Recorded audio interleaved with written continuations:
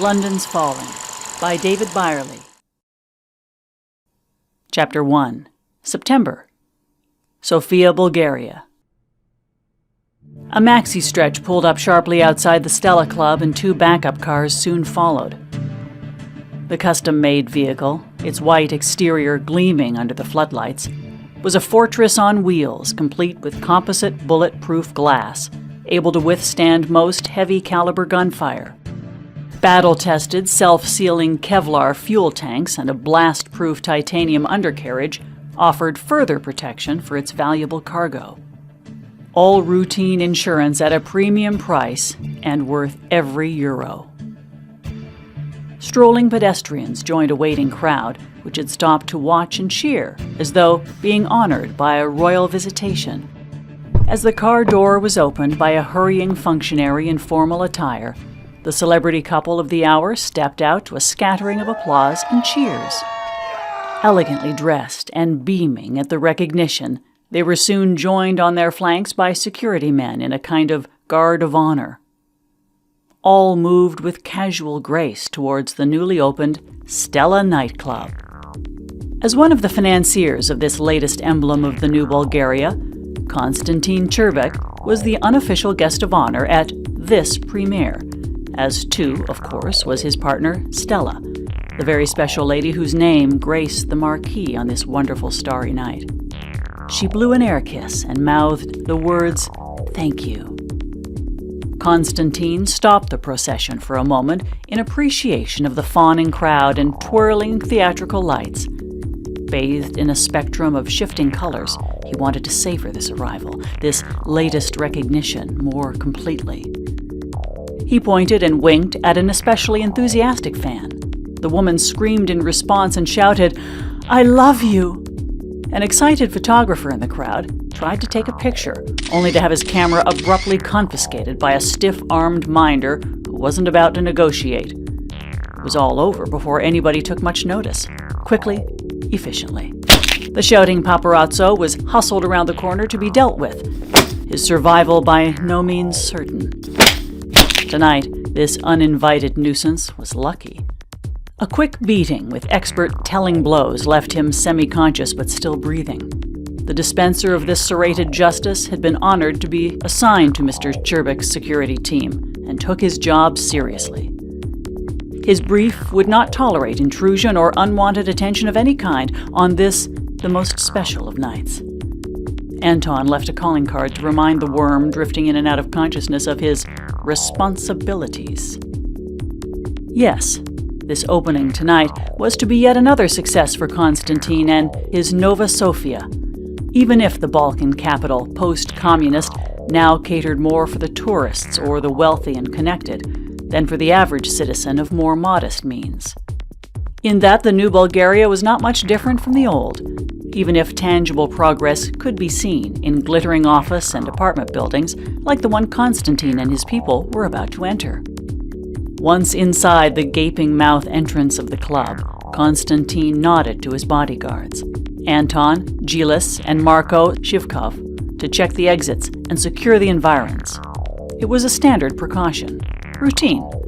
Establish situational awareness in as short a time frame as possible.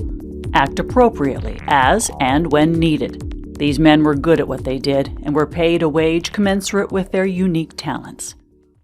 Military trained and more. It was what they did, and they did it quickly, efficiently. The security drill was in constant motion. Exits, rooftops, all vantage points and blind spots checked, rechecked. All parked vehicles examined for explosive devices or anomalies of any kind. Such precautions were a priority, considering the scale of risk as well as recent experience. Khan's decapitation or elimination by other means didn't bear thinking about.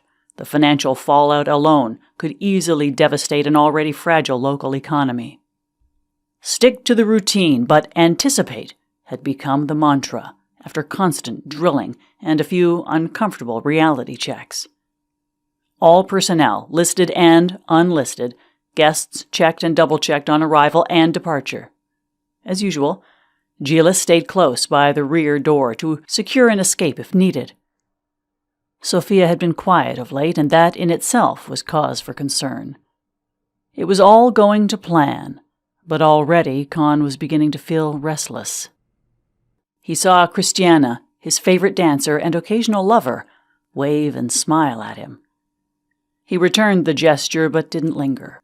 This was Stella's night as much as his, and he could not, would not embarrass her. Even without his spreading influence or notoriety, this power couple would not have failed to turn heads. Their combinatorial attraction was so striking. Now, local fame had spread exponentially with success, and Constantine was on the cusp of becoming a truly national, even international figure. In all this there was a certain irony. Bulgaria had grown too small for a man of his ambition, and tonight's festivities would be something of a farewell, even if that fact had been kept secret from all but a few. Leaving this place, he had called home for much of his life, would not be easy, even if it was necessary. Con knew that this almost embarrassing adoration, to be found practically wherever he went, also inspired envy and resentment. Tonight, as always, he was wary in the midst of it all, and the fleeting sense of relaxation disappeared with that persistent thought. Con kissed Stella fully on the lips and then let her go. As she slipped from his grasp, he smiled his appreciation. There could be no one like Stella, this woman who understood him like no other. So he felt lucky, in a life filled with good fortune, to have found her. "Enjoy," he called after her in English as she walked, then sashayed playfully to the dance floor. He watched her with a voyeur's gimlet-eyed interest as she and an equally attractive lady companion did a slow dance. The strange attractor melded with his lover as two became one. Perhaps they thought it turned him on. And they were absolutely correct about that. Constantine didn't dance, but liked to watch others do that, and other things. He flared his nostrils and drew in the atmosphere. He began to clap and then signaled for the other watchers to join in. This they did, following his quick, erratic beat as the pretty duo broke into lively salsa, then a tango. Laughing and clapping, he moved to the catchy Latino beat, all instruments, including flute and bongos, expertly played by a band that had traveled from as far as Vienna.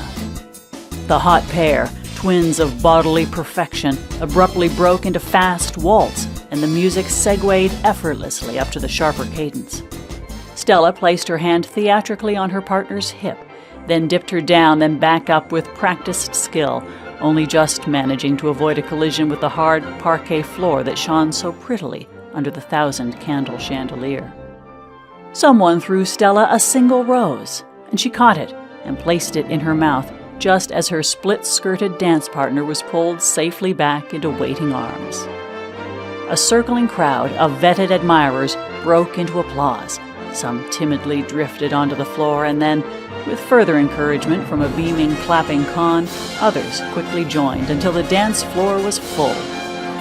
The astute band shifted the mood music yet again, this time to a thrilling orchestral piece by Mozart.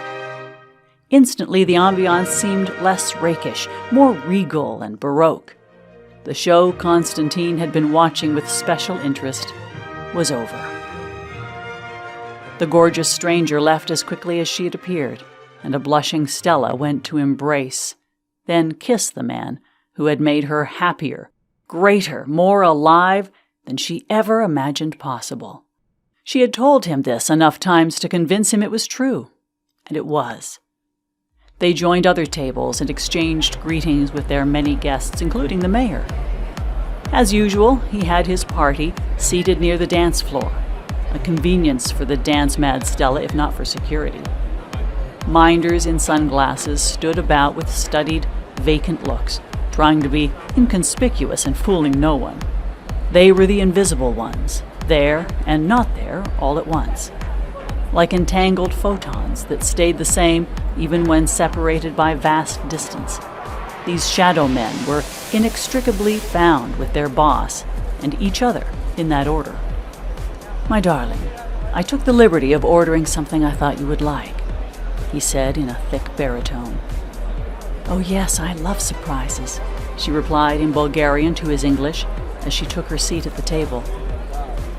English was something he wanted her to work on, encouraged her to use, but she didn't feel confident enough to air it in public. Not yet, and not at this hour and in this place. That would all come later, in a different reality and new world in London. They were only now being served by a darting waiter and a bowing wine server who handed him the wine list with a flourish that Stella found amusing, even if she took pains not to show it. Each bottle cost thousands of US dollars, yet that was only the beginning of his generosity tonight. Con had a surprise for her in the shape of a huge African diamond, and he looked forward to her reaction.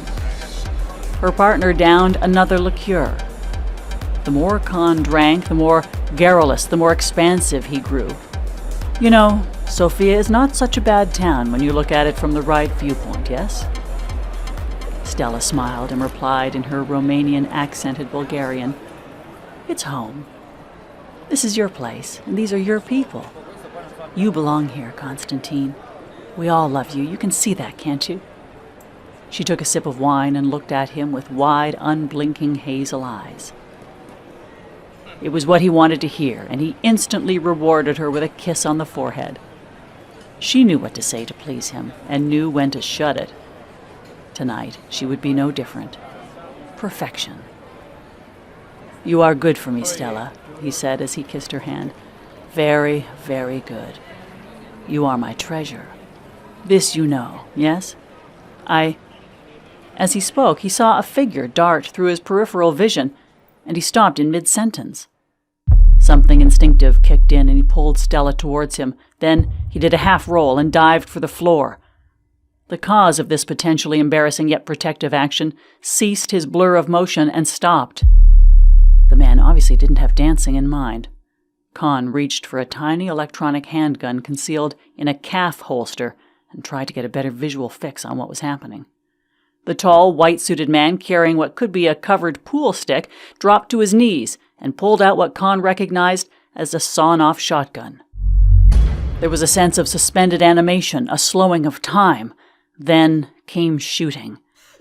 The heavy-caliber bullets tore through the newly decorated nightclub like a metal storm, ripping up masonry, furniture, and sending glass projectiles from mirrored walls and windows faster than the sound that followed.